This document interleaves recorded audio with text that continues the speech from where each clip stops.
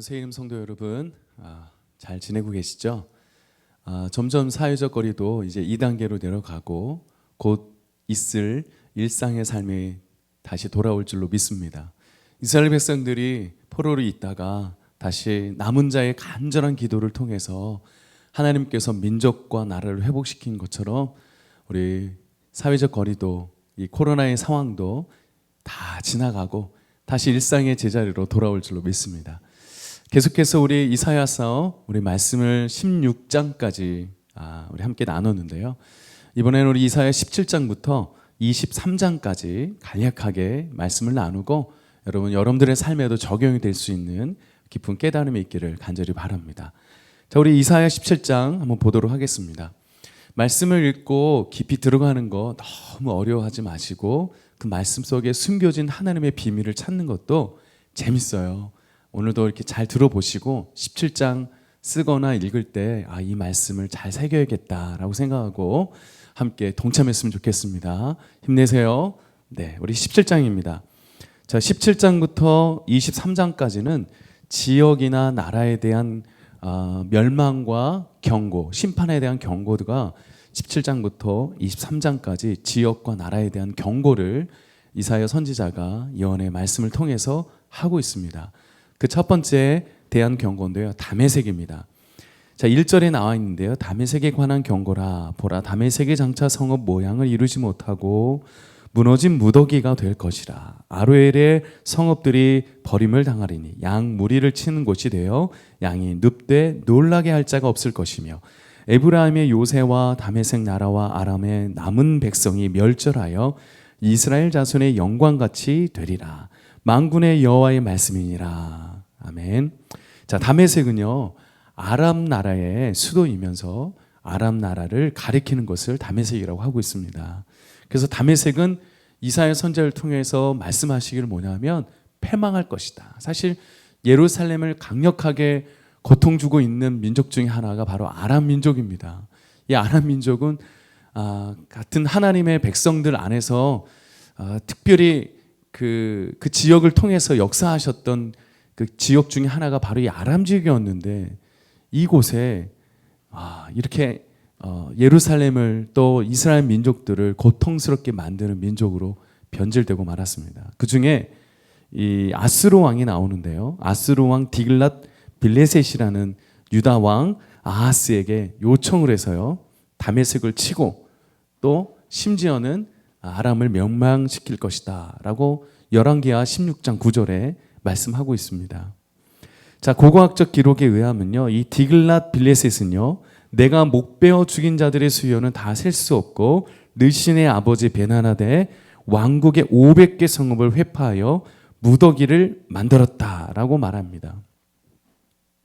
이렇게 다메섹이나 또 심지어 오늘 아스루 왕 디글라셀의 빌레셋이 말하는 이 강력한 권세, 사실 우리가 신앙생활을 하면 참 답답한 부분들이 많이 있죠. 세상에 대한 환경, 정황, 그리고 이 세상의 목적과 의도가 우리를 큰 성과 같이 느끼게 하고 큰 권세 같이 느끼게 해서 예수 믿는 그 신앙이 되게 두렵고 떨리게 하는 그런 상황으로 몰아가게 하는 그런 경우가 있죠. 지금도 그런 상황이라고 저는 생각하는데, 그러나 저는 이렇게 생각합니다. 이 17장 읽으실 때 이런 비밀을 발견했으면 좋겠어요. 아무리 견고한 성물지라도 창조주 하나님은 지금도 일하신다. 창조주 하나님은 지금도 일하시고 그 지금도 일하시는 하나님을 기억하면 다메섹이든 그 어떤 민족이든 그 아람 민족은 멸망하게 될 것이다. 이 영적인 부분을 보면 우리의 삶의 모든 삶을 이끄시는 분은 하나님을 기억하라는 이 전체 신앙의 맥을 이어가고 있는데, 기억하십시오. 하나님이 우리를 지키시고 지금도 일하신다. 18장에 보니까 또 하나의 지역이 나옵니다. 구스라는 지역이 나오는데 구스에게 주는 메시지입니다.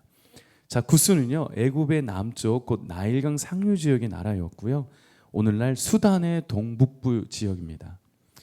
구스는요, 고대에 매우 강대한 나라였습니다. 비록 한때 애굽의 지배를 받기도 하였지만 애굽을 지배하기도 했습니다. 그래서 창세기 10장에 보면 구스는요, 함에 맏아들이고 그 형제는 미스라임, 애굽의 시조입니다. 사실 애굽의 시조 미스라임. 그 형제는 미스라임과 붓과 가나안이었습니다. 그래서 이사야 선지자는요, 이 구스의 강 건너편 날개치며 소리 나는 땅이라 이렇게 표현합니다. 구스의 강 건너편 날개치며 소리 나는 땅이라고 표현하고 있는데, 본문에는 뭐라고 하냐면 구스의 강은 이렇게 나오죠. 구스의 강은.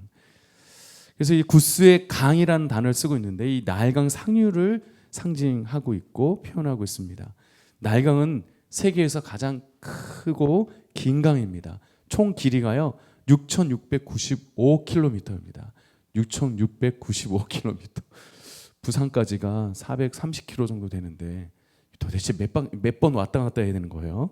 자, 날개치며 소리 나는 땅이라는 표현은요, 날개 그늘 아래에 있는 땅이라는 표현으로 말할 수 있습니다. 비교적 날개 그늘 아래에 있는 땅 이렇게 얘기하니까 비교적 편안하고 평안한 땅이라는 의미와 뜻을 가지게 되는 거죠. 그러다 보니 이 강 주변에 편안하고 좋은 땅이 있다 보니까 무역이 되게 활발하게 되고 많은 사람들이 들어오게 되어 있는 거죠.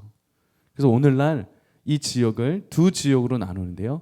백나일강, 청나일강, 백나일강, 청나일강 이렇게 나눠서 많은 무역을 하는 사람들이 모여서 무역을 하고 무역업을 진행되는 지역이 이 지역이었습니다. 오늘날 수단입니다. 수단.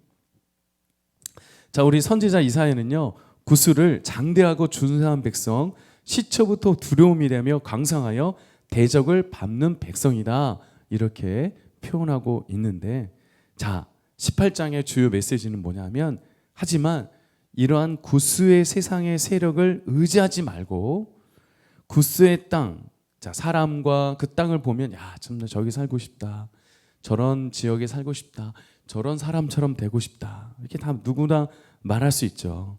그런데요, 구스의 땅과 사람을 만드신 하나님을 경외해야 하는 것이죠. 하나님을 그렇게 경외하는 자에게 구스보다, 구스의 사람보다, 구스의 땅보다 우리를 더 감찰하시고 우리에게 더 복 주시고 우리를 인도하시는 하나님을 경외하라, 이런 숨겨진 메시지가 18장에 담겨져 있네요. 자, 19장에 들어가 보니까 또 하나의 경고 지역이 나옵니다. 애굽이라는 지역입니다. 지금 애굽이라는 이 지역은 하나님께서는 자, 심판자로 빠른 구름을 타고 애굽을 임하시면서 그가 심판을 시행하시면 애굽의 우상들은 그 앞에서 떨 것이고 애굽의 사람들의 마음은 녹을 것이다. 자, 하나님께서 심판자로 말미암아 구름을 타고 애굽에 임하시게 된다. 그리고 또 그가 심판을 시행하시면 애굽의 우상들은 그 앞에 떨 것이고 애굽의 사람들의 마음은 녹아질 것이다. 하나님께서는 또 애굽에서 내란이 일어나게 만드시면서 애굽의 사람들의 정신이 쇠약해지고 그러다 보니 어디에 의존하냐면요, 신비적인 것에 의존하게 되죠. 마술적 우상숭배에 빠지게 된 것이다. 이렇게 멸망에 대한 경고를 하고 있습니다. 하나님께서는 또 애굽인을 잔인한 군주 또 포악한 왕의 손길에 붙여줄 것이다. 붙여줄 것이다. 그래서 그는 주전 670년경에 애굽을 통일했다가 알려진 심히 포악했던 군주 프사메티스쿠스 이런 그 왕이 있었습니다. 이 왕과 그 아들이 주전 597년까지 통치를 하면서 애굽의 정말 포악한 군주로 상징이 될 정도로 이렇게 하나님 말씀의 예언이 그대로 이루어진 모습이 보여집니다. 자, 18절부터 22절 말씀에서 애굽 땅 중앙에 제단과 기둥을 있을 표적과 증거가 되어 여호와 하나님께 부르짖는 자에게 자, 두 가지의 하나님의 은혜를 주십니다. 구원자이시고 보호자를 우리에게 보내주신다. 구원자이시고 보호자를 우리에게 보내주신다고 말씀을 하시는데요. 여기서 이 보호자라는 뜻이 뭐냐면 라브라는 뜻입니다. 히브리어로 라브, 우두머리, 그리고 대장이라는 뜻인데요. 라브를 보내셔서 우리를 그 포악한 군주 가운데서도 건져주시고 우리 이끌어 주시고 우리를 구원해 주시고 우리를 보호해 주신다. 참 이 표현이 18절부터 22절에 나타나 있습니다. 강성한 애굽 나라에 포악한 군주와 지도자가 있어도 우리의 대장 대신 구원자 보호자 대신 하나님께서 우리를 구원해 주시고 우리를 보호해 주신다. 이런 메시지가 19장에 애굽에 대한 경고 메시지를 주면서 여호와를 의지하고 바라보는 자에게 라브, 우리의 대장 되신 하나님께서 우리를 보호해 주신다. 자, 이번 주 퀴즈 하나 내도록 하겠습니다. 자, 바벨론을 멸망시킨 두 지역이 있습니다. 두 글자씩이죠. 모대 모사 이렇게 나옵니다. 자, 여기는 어디일까요? 바벨을 멸망시킨 두 지역입니다. 자, 이걸 퀴즈를 내고 저는 다음 주에 또 만나보도록 하겠습니다. 여러분 감사하고요. 사랑합니다.